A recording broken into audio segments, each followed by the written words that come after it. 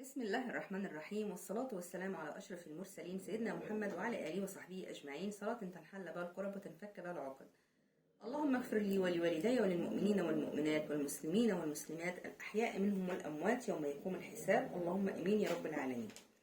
زي ما انتم شايفين النهاردة معايا زبيب. النهاردة هتكلم عن تفسير الزبيب في المنام.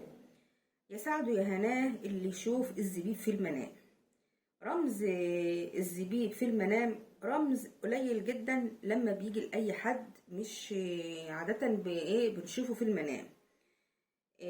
بنحلم بيه، بس مدلولاته عظيمة جدا جدا ومهمة جدا جدا ومفرحة جدا جدا، وبتخلق كده السعادة عند الإنسان لما بيعرف طبعا مدلول تفسير الزبيب في المنام.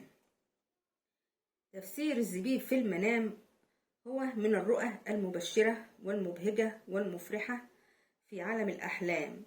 رؤية الزبيب في المنام من أول تفسيراته ودلالاته الجميلة وعلاماته بتدل على إن في رزق سيأتي، والرزق دوت هيدوم، مش هيفنى بسرعة، لا هيدوم معاك أو معاكي فترة كبيرة جدا جدا من الزمن، بل هيقعد معاكي سنين طويلة، مش هينقطع خالص. الرزق ده طبعا هيجي بقى عن مال، عن ورث، عن هبة. المهم ان فيه مال هيجيلك في الطريق، والمال دوت هيقعد معاكي فترة كبيرة جدا جدا، مش هيزول بسرعة، ومهما تاخدي منه مش بيقل، لا بالعكس بيكتر. ليه؟ لان الزبيب من المعروف ان هو بيقعد فترة كبيرة، بيعيش معاكي. لما بنشتري الزبيب وتركنيه عندك بيقعد بالسنة ويمكن اكتر من سنة من غير ما يفسد. فمعنى كده ان رؤية الزبيب في المنام ان زي ما قلت لكم خير ورزق جاي ومش هيخلص، بل هيدوم معاكي فترة كبيرة جدا جدا جدا. دوت بالنسبة للرزق. طب ايه تاني من مدلولات وعلامات الزبيب في المنام غير الرزق غير المال؟ قلنا في دلوقتي اتكلمنا عن ان هو مال كتير جدا جدا ومش هينقطع.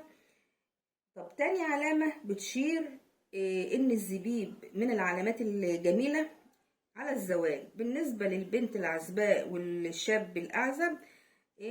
لو شاف الزبيب في المنام ده هيدل على انه سيتزوج، والزواج هيكون دايم هيستمر، مش هيبقى فيه انفصال، مش هيبقى فيه خلافات، لا هيبقى جواز سعيد وحلو قوي قوي قوي قوي. اما بالنسبة للحامل فبيدل على الذرية الصالحة، الذرية الجميلة، الذرية اللي بتبقى نشأة صالحة عشان ما تسببش متاعب للأهالي. وبيدل كمان للمريض على الشفاء بعد المرض، يعني لو حد مريض وشاف رؤية الزبيب في المنام، سواء بقى اشتراه، سواء حد بيديهوله هدية، سواء بياكله، يعني في جميع الرؤى اللي انت شفتيها للزبيب بتبقى جميلة. يبقى قلنا للمال، المال هيدوم مش هينقطع، والزواج هيكون زواج سعيد ودايم ان شاء الله، والحمل هيبقى ذرية، والمريض شفاء من بعد المرض. وبيشير أيضا على جميع وكل الأخبار المفرحة. يا سعد يا هناء من هيشوف رؤية الزبيب في المنام.